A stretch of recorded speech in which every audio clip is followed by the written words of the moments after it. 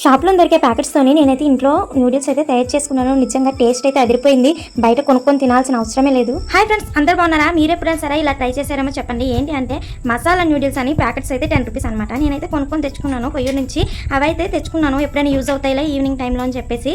అయితే మా ఆయనేమో తినడానికి ఏం లేవు, నూడిల్స్ తినాలనిపిస్తుంది అని అయితే చెప్పారనమాట. నేను ఇంట్లోని ఇన్స్టాంట్గా ఈ ప్యాకెట్స్తోనైతే నూడిల్స్ లాగా తయారు చేయాలని అయితే అనుకుంటున్నాను అనమాట. నేను ఎప్పుడు కూడా ప్యాకెట్స్ తీసుకొచ్చినప్పుడు ఇలానే చేస్తాను.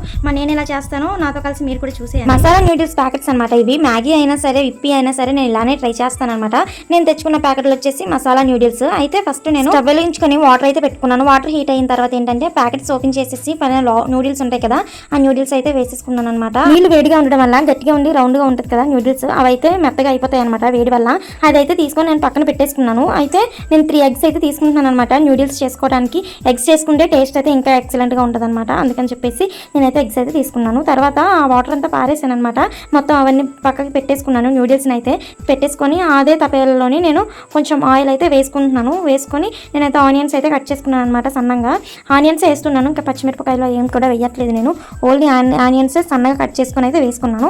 తర్వాత అయితే వేపుకున్నాను అనమాట. కొంచెం అలా వేగిన తర్వాత, కొంచెం ఎర్రగా అలా వేగిన తర్వాత ఏంటంటే మనం తీసి పక్కన పెట్టుకున్నాం కదా కోడిగుడ్లని, మూడింటిని కూడా చిరిపేసుకొని అయితే వేసుకోవాలి. వేసుకున్న తర్వాత అందులోని పైన పసుపు, మనకు టేస్ట్కి సరిపడా కొంచెం చిన్నది ఉప్పు అయితే వేసుకోవాలి. ఎందుకంటే మనకు మసాలా ప్యాకెట్లు ఆల్రెడీ ఇస్తారు కదా, అందులోనైతే అంతా కూడా కలిపేసే ఉంటుంది అనమాట, ఉప్పు కారం అన్నీ కూడా. నేను ఎందుకు వేస్తున్నానంటే ఎగ్ ఉంది కాబట్టి కొంచెం స్మెల్ రాకుండా ఉండడం కోసం కొంచెం సాల్ట్, కొంచెం కారం అయితే వేసుకుంటున్నాను అనమాట. అది కూడా చాలా తక్కువ వేస్తున్నాను.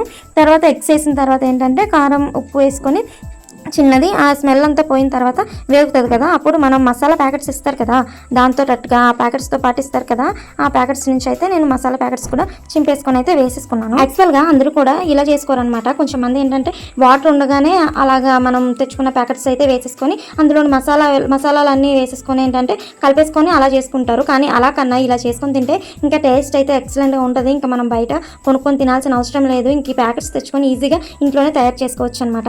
ప్యాకెట్స్తో ఇచ్చిన మసాలాలన్నీ వేసేసుకున్న తర్వాత ఏంటంటే మనం అన్ని కలిపేసుకోవాలి. ఎగ్ అదంతా కూడా కలిపేసుకున్న తర్వాత మనం తీసి పక్కన పెట్టుకున్నాం కదా నూడిల్స్ని, అవైతే వేసుకొని కలిపేసుకోవాలన్నమాట. మొత్తం పైకి కిందకి అంతా కలిపేసుకున్న తర్వాత పర్ఫెక్ట్గా వస్తుంది మనకి నూడిల్స్ అయితే ఇంకా రెడీ అయిపోతాయి. అసలు మనం బయట నూడిల్స్ కొనుక్కొని తింటాం కదా, ఇంకా అదైతే తినాలని అనిపించదు అనమాట. ఒకసారిలా చేసుకొని తిన్నారంటే టేస్ట్ అయితే నిజంగా సూపర్ గా ఉంటుందండి. నేనైతే మసాలా నూడిల్స్ తీసుకొచ్చి అయితే చేస్తాను అనమాట. మ్యాగీ కానీ, ఇప్పి కానీ ప్యాకెట్స్ తెచ్చుకున్నప్పుడు ఈజీగా కూడా ఇలా చేసుకొని తినొచ్చు. టేస్ట్ అయితే నిజంగా ఎక్సలెంట్ గా ఉంటుంది. ఎప్పుడైనా సరే మీరు ఇలా ట్రై చేసి తిన్నారేమో కామెంట్ చేయండి. ఒకవేళ ట్రై చేయనట్లయితే ఖచ్చితంగా ట్రై చేసి ఎలా ఉందో కూడా కామెంట్ చేసి చెప్పండి. అలాగే వెళ్తూ మన వీడియోకి ఒక లైక్ చేయొచ్చు కదా. ఉంటాను మరి, బాయ్.